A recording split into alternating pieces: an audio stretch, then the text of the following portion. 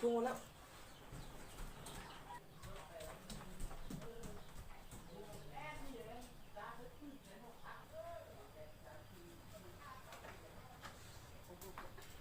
พุ่งแล้ว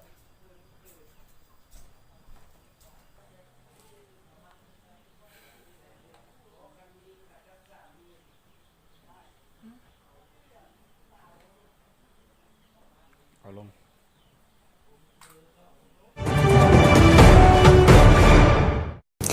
ท่านผู้ชมที่เคารพปัจจุบันนี้ฝนตกอย่างต่อเนื่องซึ่งว่าได้เฮ็ดให้ฝนตกอย่างต่อเนื่องเฮ็ดให้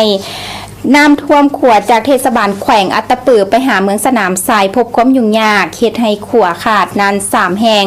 ซึ่งว่ารายละเอียดไปพบกับห้อยโทคำแสงปัญญามีรายงานจากเมืองสนามทรายแขวงอัตตปือท่านผู้ชมที่เคารพนี่คือสภาพหนทางตั้งแต่ตัวเมืองคือเทศบาลแขวงอัตตปือมาสู่เมืองสนามไซก็คือดังที่เห็นนะว่าน้ำขึ้นหลายพอสมควรเนื่องจากว่าสภาพฝนตกต่อเนื่องกันเป็นเวลาหลายชั่วโมงนับตั้งแต่เมื่อวานนี้จนมาฮอดมื้อนี้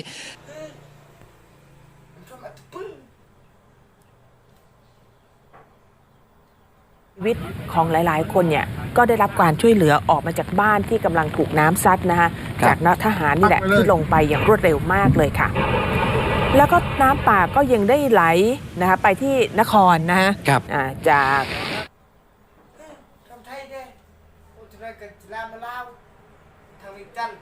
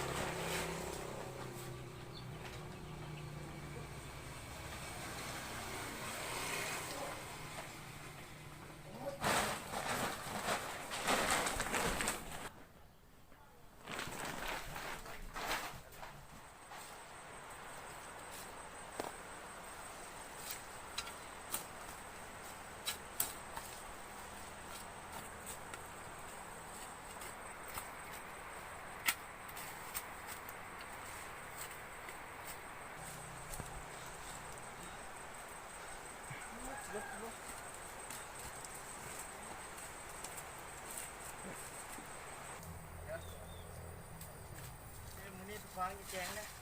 วางไปเตะวางอยู่วางเอาไปวางแจง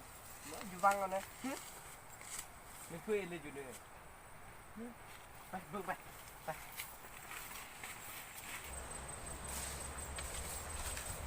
ช่วยเอลมึง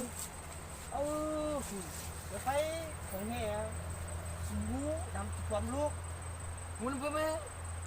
สูบเบิ้งข้าวข้าวกันเลยข้าวอัดปืนนะบูน้ำความสิแล่บูเลยข้าวกันเลยมึงคุดคือไม่ได้ตายมันคุดดีน่ะดีนะกูจะแห้งนี่เลยดีแห้งนะแห้งนี่ขี้เขามันน่ะโอ้บ้าเลยคุดเธอเนี่ยมึงเสียนเลยเฮ้ยควายไปควายเสียนเลย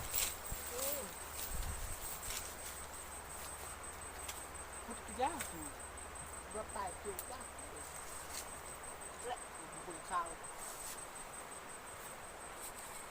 นั่นแหละมันนอกมึงข้าวนั่นแหละ